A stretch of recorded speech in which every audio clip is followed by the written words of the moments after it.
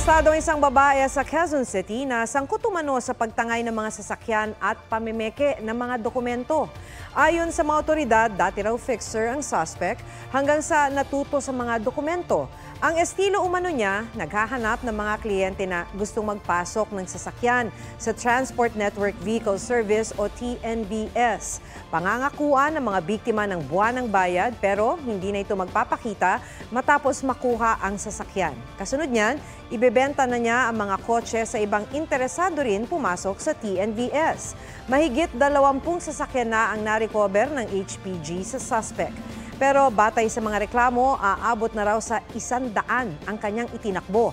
Tumangging magbigay ng pahayag ang suspect. Huwag magpahuli sa mga balitang dapat ninyong malaman. Mag-subscribe sa GMA Integrated News sa YouTube.